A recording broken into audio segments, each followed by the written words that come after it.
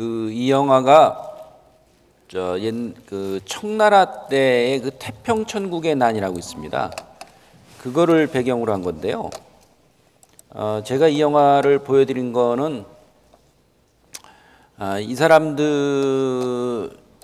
어떤 그 전쟁 수행 방식, 그거에 대해서 좀 알아두는 것도 좋지 않을까 좀 여겨졌는데, 저게 한마디로 난세 때의 얘기예요. 지금이 세계적으로 봐가지고 난세일까요? 아니면 굉장히 안정된 시기일까요? 난세라고 보여지세요? 난세죠, 지금이. 중동 같은 데서는 카다피 죽고 그랬지만은 굉장히 큰 변화가 일어났고, 또 세계 경제가 어려워졌고, 지금 유럽이 막 흔들리고 있지 않습니까? 또 아시아에서도 막 중국이 이제는 막 치고 올라오고 있고, 우리나라가 상대적으로 조금 안정돼 보이는 것 같기도 하지만, 또 오늘 같은 경우에도 또 여러분들 다 투표에 대해서 지금 어떻게 될까 지금 나름대로 조금씩 관심들은 있으시죠? 이것도 완전히 전혀 새로운 상황 아니겠습니까? 옛날엔 정당끼리 싸웠는데 이 정당하고 싸우는 게 아니잖아요. 한마디로 이런 난세라 볼 수 있는데, 자 보세요. 저기서 전쟁을 할 때, 전쟁을 하게 되면 우리가 흔히 어떻게 생각합니까? 국가에서 군인을 줍니까 안 줍니까? 우리나라 장수 전쟁할 때 장수한테 군인을 줘요 안 줘요? 주죠. 그럼 군인 주면은 군량민 주나요 안 주나요? 그것도 주죠. 총이랑 대포를 주나요 안 주나요? 주죠. 근데 제가 저기서 드리고 싶은 말씀 중에 하나는 뭐냐면, 우리들이 흔히 뭘 하려고 그럴 때 조건이 다 갖춰져야지 한다는 얘기들을 많이 합니다. 뭐가 갖춰지면 뭐 할게. 근데 사실상 이런 난세에서는요, 조건은 여러분들이 만들어가는 겁니다. 싸울 사람이 필요하고, 돈이 필요하고, 무기가 필요하고, 이런 것들은요, 소위 말하는 우리가 그 창업가 정신, 기업가 정신 갖는다는 거는 바로 그런 걸 얘기하는 거예요. 그리고 여러분들한테 사장이 되겠다는 생각을 가져라 말씀을 드리는 이유는 뭐냐면은, 조직에서 뭘 갖춰주면 내가 움직이겠다가 아니라, 사장이라는 사람은 어떤 사람이에요? 스스로 만들어가는 사람이죠. 시장을 만들어가는 사람이잖아요. 단순히 남들 지시나 하고 관리나 하고 그런 사람이 아니잖아요. 그래가지고 그 사람은 그냥 관리부장, 지원부장은 될 수 있지만은 사장은 못 되잖아요. 사장이라는 사람은 새로운 걸 만들어가는 사람이거든요. 그러니까 여러분들 같은 경우에도 저런 영화에서 나오듯이 뭐가 주어져야지 뭘 하겠다는 것이 아니라, 그 조건이 주어지지 않더라도 뭘 해나가겠다는 그런 생각들을 지금부터 좀 가지실 필요가 있지 않을까 좀 여겨집니다. 그래서 제가 오늘 이렇게 쭉 드리는 말씀들이 뭐냐면, 한마디로 여러분들께 30대에 치열하게 살아가면서, 그러면서 뭘 조건이 주어져야지 움직이겠다는 게 아니라 조건은 여러분들이 만들어가는 거다. 그런 생각들을 갖고 임하시면은 여러분들의 인생이란 부분들, 그건 굉장히 여러분들한테 좋은 기회로 다가갈 수 있을 것이고, 그리고 여러분들이 잘 되는 건요, 국가에도 굉장히 도움되는 겁니다. 젊은 사람들이 새로운 의욕을 갖고 있고 굉장히 그 역량들을 쌓아가지고 실력들이 좋아졌을 때 국가에 도움이 되겠죠? 마이너스가 되는 게 아니라. 그리고 또 그래가지고 국가가 크게 되면 여러분들한테 또 다른 기회를 제공할 수 있으리라고 보거든요. 그래서 여러분들이 그러한 생각들, 치열하게 움직이고 그 어떤 조건을 만들어가는, 그리고 우리가 그런 얘기하는, 기회는 찾는 게 아니에요. 기회는 오는 게 아니에요. 기회는 내가 찾고 만드는 거예요. 그런 생각들을 좀 젊을 때부터 좀 가져줬으면, 그런 게 도전의식이거든요. 그리고 그런 게 뭘 해보겠다는 열정이고, 그걸 여러분들이 좀 가져줬으면 좋겠다, 이런 생각을 합니다. 자, 여러분들께 지금 최근에 스티브 잡스가 워낙 화두가 되니까 이 얘기를 좀 하고 그러는데, 스티브 잡스라는 사람도 이 사람이 회사를 87년도인가 창업했다가 쫓겨났다가 97년에 다시 복귀되잖아요. 80년대에 만들었다가 97년에 다시 복귀해가지고 회사 생활을 해나가는데 이 사람도 뭐 이렇게 자기 나름대로의 그 아이디어를 아이패드라든가 이런 것들 하기 시작한 것도 결국은 그 회사 생활한 지 한 30년 뒤, 그 정도 뒤에서부터 나옵니다. 그리고 여러분들 혹시 손정희 씨 요즘 얘기 듣고 계세요? 그 중앙일보에 손정희 씨의 특집이 있습니다. 그거 기사를 좀 계속 보면 좋을 것 같은데, 손정희라는 사람의 자기 나름대로의 인생을 펼쳐 나가는 그러한 노력들, 그러한 것들 한번 좀 여러분들이 신문 통해서 한번 좀 봐보세요. 그래서 그 사람이 지금 그 30년 단위로 계획을 세우고 있는데, 지금 그 사람은 50대 이제 다가가고 그러면서 이제 자기 나름대로 이제 후계자 계획에 들어가고 그러는데, 여튼 이러한 30년 정도의 뒤에 어떤 모습들을 좀 보고 가면서 좀 볼 필요가 있다 여겨지는데, 여러분들께 좀 저는 드리고 싶은 얘기 중에 하나가, 오늘 우리가 여기에서 굉장히 좋은 곳에 있는데 이것이 과연 언제부터 이렇게 좋았을까, 그리고 어떤 과정을 거쳐서 이렇게 좋은 환경 속에 있게 됐을까, 그런 과거도 한번 좀 볼 필요가 있지 않을까 좀 여겨집니다. 그래서 그런 과거 얘기도 좀 드릴게요. 내년이요, 2012년이 여러분들한테 있어가지고 우리나라에 있어서 굉장히 의미가 있는 해입니다. 내년 같은 경우에 뭐 대선도 있고 총선도 있고 그러지만은 그거 국가의 장래를 결정하는 그것도 있지만은 그 전에 어떤 일이 있냐면요, 우리나라가 80달러 국가가 2만 달러가 되는 그런 그 시기가 있었는데, 그게 소위 말하는 공업화 반세기가 내년입니다. 우리나라가 공업화를 시작한 지 50년이 되는 해가 바로 내년입니다.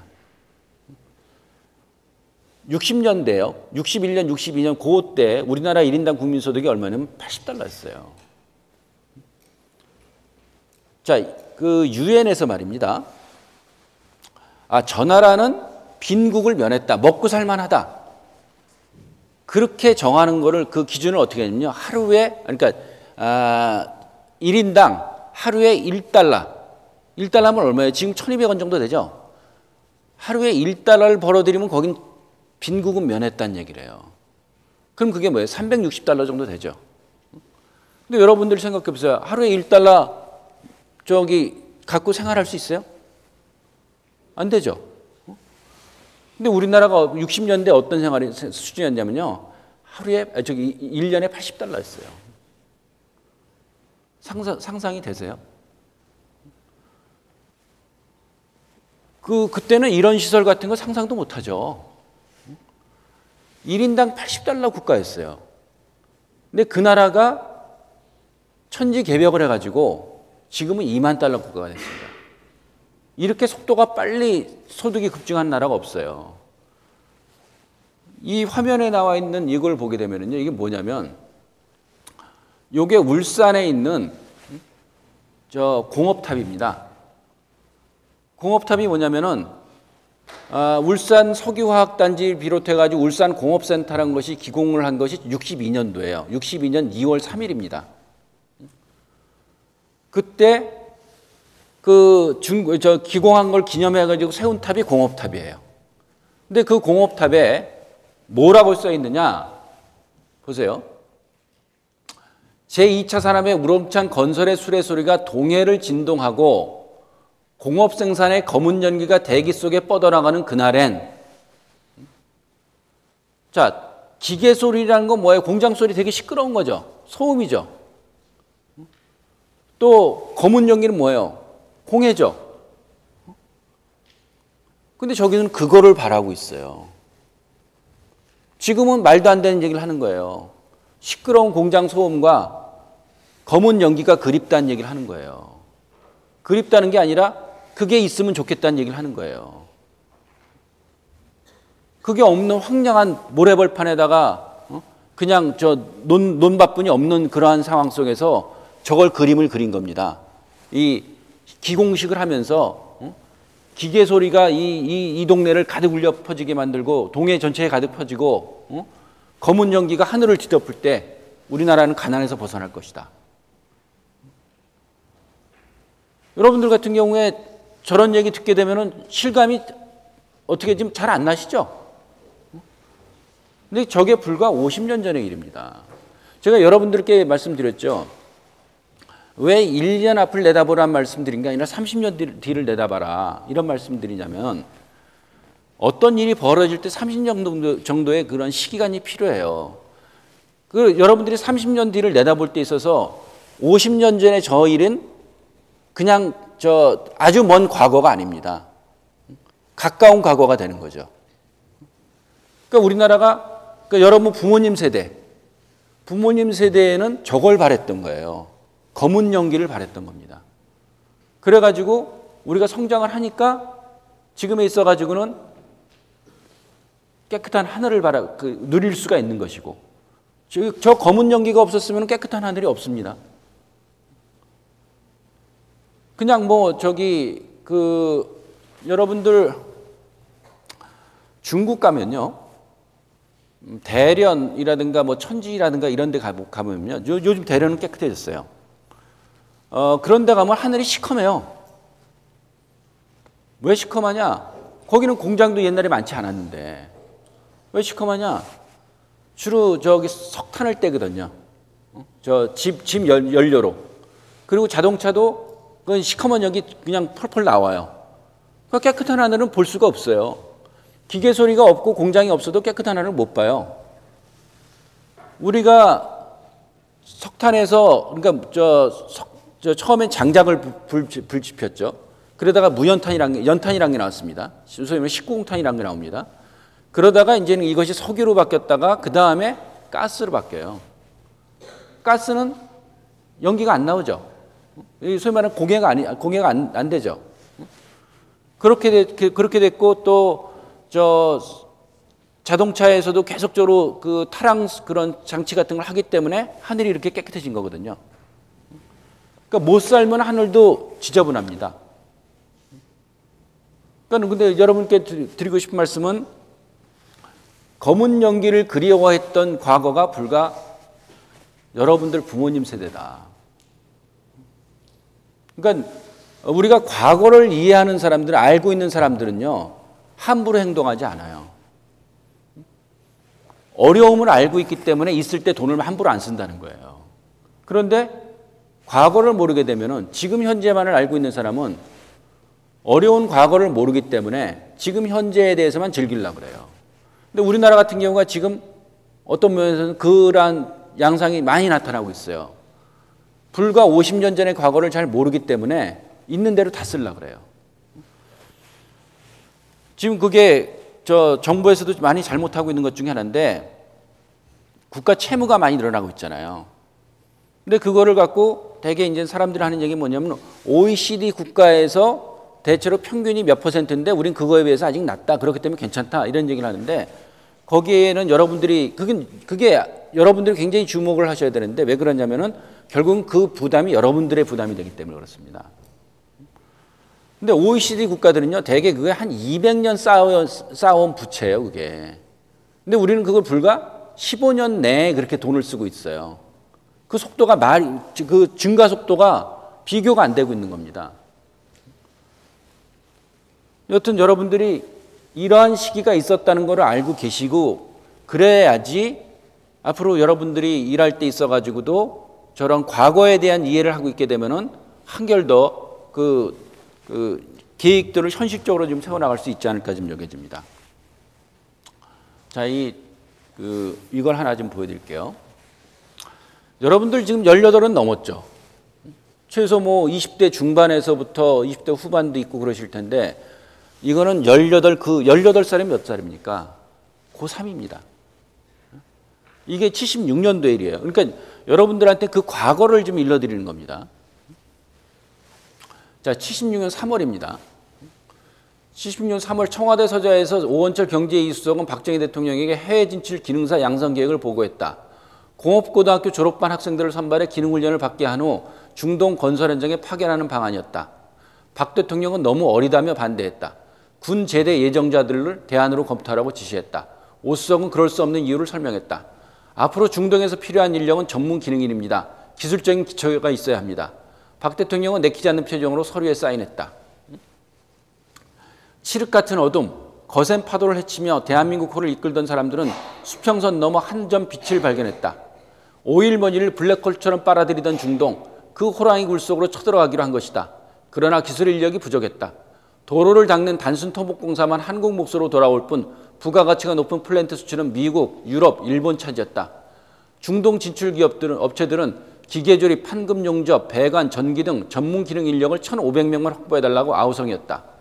1970년 3월 정부는 전국 11개 공고를 지목해 3학년 우수학생 2,140명을 선발했다. 중동 현장에 즉시 투입할 수 있는 2급 기능사 인력 1,500명을 확보하기 위해서였다. 30% 정도 탈락을 예상하고 640명을 추가로 뽑은 것이다. 이들에게 800시간 실습 교육을 시켜야 했다. 정상적인 상황이라면 2년이 필요했지만 6개월로 기간을 단축했다.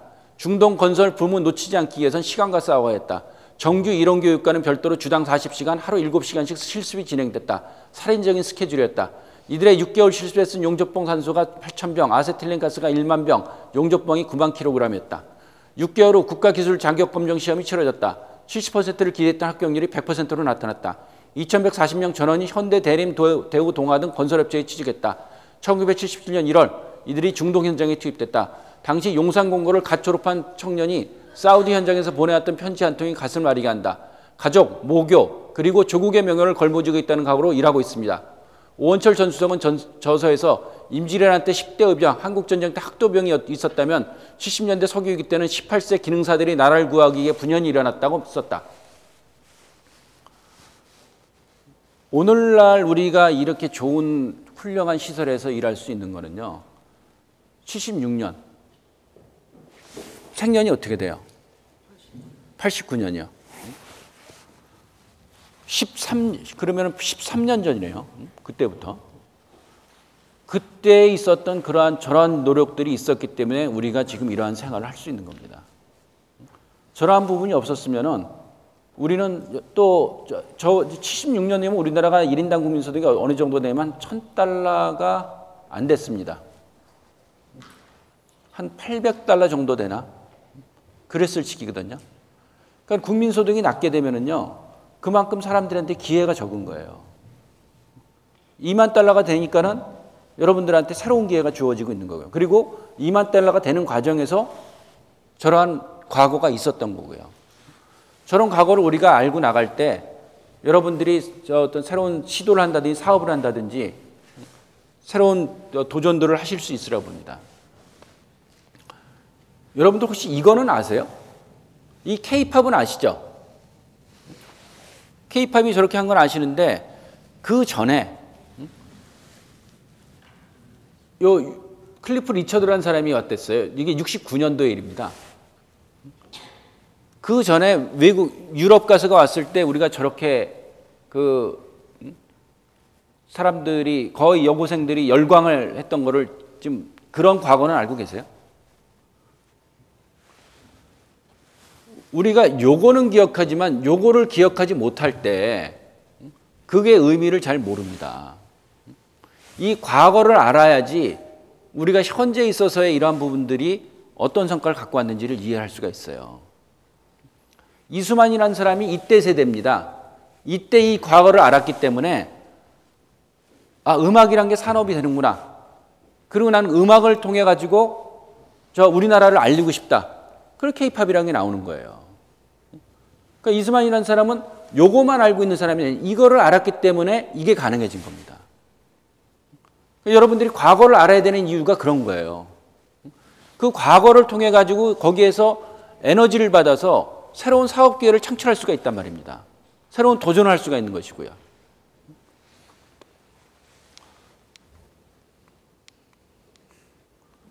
자, 지금 같은 경우가요. 우리 어렵다고 이렇게 사람들이 얘기하지만 사실은 우리나라가요. 단군 이래로 제일 잘 살고 있는 상황입니다. 여러분들 SNS 보급률을 우리나라가 세계 최고인 건 다 알고 계시죠? 그리고 우리나라 제조업이 세계 최고입니다. 공업화 50주년이 내년인데 그 내년이 왜 중요하냐면요. 80달러 국가가 2만 달러가 되는 과정에서 제조업이 우리나라가 세계 최고가 된 겁니다. 제조업이 세계 최고가 되면서 계속적으로 우리나라 국부가 늘어나기 때문에 여러분들한테 지금 이런 기회가 주어지고 있는 거예요. 근데 우리가 그런 얘기를 하죠. 나 그래도 힘들어요. 취직도 힘들고 창업도 힘들고 여러 가지 다 힘들어요. 이렇게 얘기를 하실 수 있을 텐데 그래도 그것이 과거에 비해서는요. 여러분들 어쩌면 이렇게 뭐 한 분 한 분이요. 옛날 조선시대 때 왕보다도 훨씬 더 좋은 생활을 하고 있는 겁니다. 개인적으로는 힘든 부분들, 그러니까 뭐 심적으로 고민되는 부분들은 많이 있으시겠지만은 삶의 질은 조선시대 왕보다도 더 훨씬 더 뛰어난 삶의 질을 여러분들이 누리고 있다고 생각하실 수 있을 겁니다. 한마디로요, 우리나라가 지금 어렵다고 얘기를 하지만은 과거랑 비교해 봤을 땐 지금처럼 우리들의 삶의 질이 높은 시기가 없댔어요. 그러니까 그러한 것들을 보면서 그 가운데서 우리들이 새로운 도전, 이 부분들을 할 거를 좀 찾아야 되지 않을까 좀 여겨지는데요.